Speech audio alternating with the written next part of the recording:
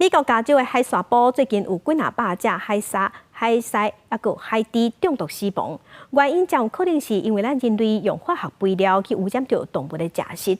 另外，伫佛州是民众放杀动物伴放杀兔仔的状况真严重。若这兔仔即马伫野外生团，会乌白加电线、乌白放屎石，互地方真困扰。外面内底防救起来海狮看到是死严严，动保人员甲因断水，互因凉一下，因才小可恢复元气。不过有的要是爱注射或者是吊大虫。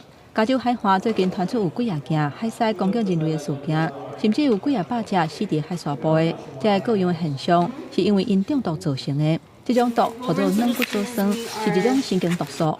They're just not acting normally.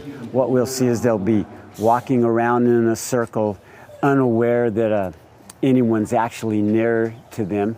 Their head may be shaking back and forth, or they'll be experiencing what we call a seizure. 动保人员表示，海洋内底的软骨藻酸是海草产生的。今年加州烟花海草是真高碳，而且是生一个过渡期。细只鱼仔会食海草，海狮佫会食这个细只鱼仔。致使体内累积过量的软骨藻酸，才会出现头壳晕、吐、甲失去方向等等中毒的症状。落尾甚至会因为脑部的损伤来死亡。动保人员认为讲，造成海水内底的氮、甲磷过量的原因，除了海水的温度加悬以外，人类使用的化学肥料对湖水流入海洋，恐惊嘛是间接危害海洋生物的凶手之一。We had so much rain this year in California, so there's a lot more runoff from the whole state, not just from the local regions.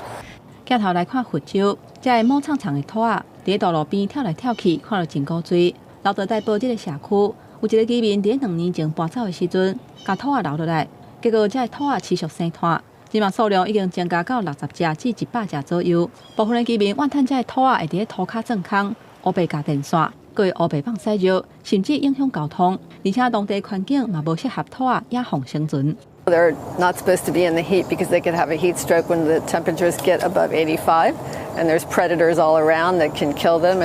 当地议会决定要把这个兔仔除掉，不过后来经过当地居民的争取，同意透过募款来进行安置。